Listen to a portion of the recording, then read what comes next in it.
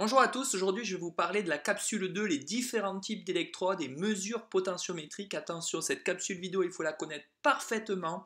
Sur feuille double, vous notez absolument tout. Cette vidéo s'adresse à des BTS métiers de la chimie. Première année, on est parti.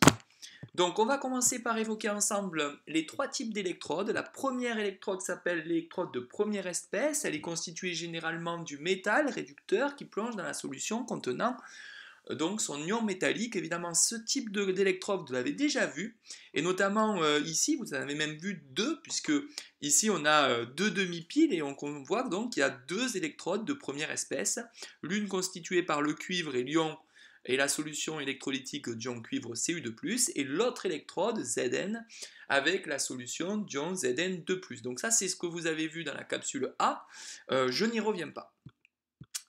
Donc, ensuite, nous allons donc évoquer justement le type d'électrode de première espèce très souvent rencontré, c'est l'électrode d'argent. Donc cette électrode d'argent, elle ressemble à ça. Généralement, forcément, il faut absolument des ions cuivre que nous allons avoir à analyser lorsque l'on utilise l'électrode d'argent comme électrode de travail. Donc la demi-équation de cette équation que nous nous servons évidemment, c'est Ag++ plus électron dans Ag. Elle est associée à un potentiel d'électrode, et ce potentiel d'électrode, c'est le potentiel indicateur, on appelle ça une électrode indicatrice ou une électrode de travail, et c'est égal au potentiel standard de l'ion Ag+, Ag, plus 0,059 divisé par 1, logarithme de la concentration d'Ag+, sur la concentration standard. Donc, maintenant, on va évoquer ensemble l'électrode de deuxième type, ou l'électrode de référence. Cette électrode, elle est très très importante puisqu'on s'en sert comme justement électrode de référence. Cette électrode, c'est une électrode métallique en contact avec un sel peu soluble de ce métal et un sel à ion commun. Donc, on rappelle qu'une électrode de référence doit avoir un potentiel d'électrode constant à une température donnée et parfaitement reproductible quel que soit le milieu où elles sont plongées. Les deux électrodes de référence les plus souvent utilisées sont l'électrode au calomel ou encore l'électrode au chlorure d'argent. Donc l'électrode au chlorure d'argent, c'est celle qu'on utilisera le plus souvent. L'électrode au calomel, elle est de plus en plus interdite parce qu'elle contient du mercure, mais elle reste inoffensive si elle ne se casse pas. Donc on va commencer par parler de l'électrode de référence au chlorure d'argent, ne pas confondre l'électrode d'argent qu'on avait évoqué dans l'électrode de première espèce, puisque là, c'est tout à fait différent. Vous refaites ce schéma, un tiers de page proprement. Donc, c'est une électrode qui contient un fil d'argent dans lequel, à la fin, vous avez du chlorure d'argent sous forme solide et qui plonge dans une solution saturée de chlorure de potassium, KCl, à 3 mols par litre. Donc, l'électrode au chlorure d'argent est constituée d'argent, plongeant dans une solution saturée en chlorure d'argent et aussi de chlorure de potassium. La demi-pile est régie par la demi-équation suivante. AgCl plus électron donne Ag solide plus Cl-. On peut donc écrire le potentiel de cette électrode grâce à la relation de Nernst.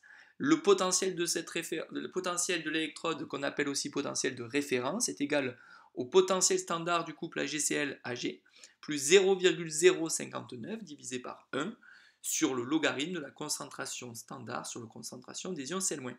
Mais ce qui différencie évidemment cette électrode de référence, c'est que les ions chlorure sont évidemment fixes, puisque vous avez ici une solution de chlorure de potassium saturée.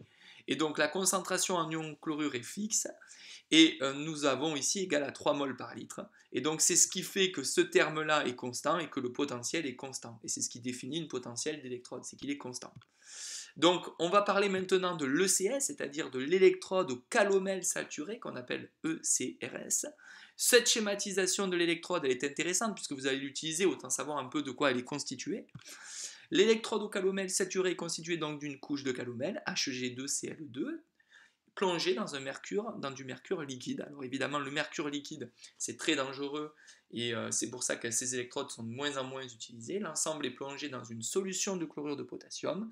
La demi-équation est celle qui vous est proposée et on est capable d'écrire la relation de Nernst du coup. Bien sûr, les termes liquides n'apparaissent pas et ni solides puisque les activités sont nulles et on retrouve du coup une relation qui lie directement les ions chlorure. Et comme dans la partie avant, eh bien ici nous avons une solution de chlorure de potassium à nouveau saturé.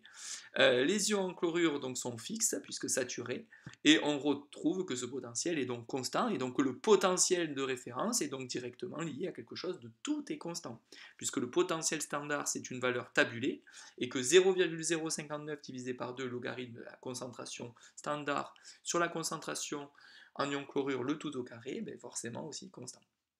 Donc ça c'est très important. Et puis enfin, on a l'électrode de troisième type, troisième espèce. C'est un métal inerte que l'on appelle souvent l'électrode de platine ou tout simplement de graphite. Donc celle qu'on utilisera le plus souvent en travaux pratiques, c'est l'électrode de platine. Elle plonge dans une solution contenant les deux espèces dissoutes. C'est lorsqu'en réalité on n'a pas le choix. C'est-à-dire que quand on s'intéresse par exemple à un couple MnO4- Mn2+, si on veut créer finalement une électrode de troisième espèce, on prendra du platine pour parler du couple MnO4- Mn2+. C'est quand les deux entités oxydantes et réductrices sont toutes les deux dissoutes en milieu aqueux. Donc c'est dans le cas où l'oxydant est le réducteur, et donc alors sous forme ionique, et on est alors obligé d'utiliser une espèce de troisième espèce. Et donc on parle ici du fil de cuivre. Donc on va faire maintenant la mesure potentiométrique. On a ici l'électrode indicatrice, soit donc de première espèce, soit de troisième espèce. Et forcément donc l'électrode de référence qui est liée au potentiomètre. Donc en réalité, finalement, une mesure potentiométrique prend toujours en compte une électrode de première ou de troisième espèce et une électrode de référence. Et on va mesurer la différence de potentiel, c'est-à-dire la force électromotrice, entre ces deux demi-piles qu'on vient de constituer. Cette différence de potentiel est appelée force électromotrice de la pile, et constituée par l'association de deux demi-piles. Donc ça ressemble à ça, en fait. Le schéma que vous allez faire, c'est la mesure potentiométrique. Et on fait des titrages potentiométriques en utilisant exactement le même matériel. Donc je vous propose de tout réécrire un schéma très propre, un tiers de page, qui permettra de comprendre comment on fait la mesure d'une différence de potentiel. Donc un potentiomètre, ce n'est rien d'autre qu'un voltmètre au passage. Et donc maintenant, on va pouvoir rappeler que le potentiel d'une électrode de référence étant constant, les variations de la force électromotrice sont identiques du coup au potentiel que l'on pourra lire grâce à l'électrode de travail indicatrice. Ainsi, la mise en œuvre, je vous laisse l'écrire proprement. Vous devez évidemment, donc rien de bien méchant, mais il faut savoir le faire, vous réécrivez ça parfaitement. Voilà, la capsule vidéo est terminée. Je vous propose maintenant de tout noter et être prêt pour la suite. Bon courage à tous!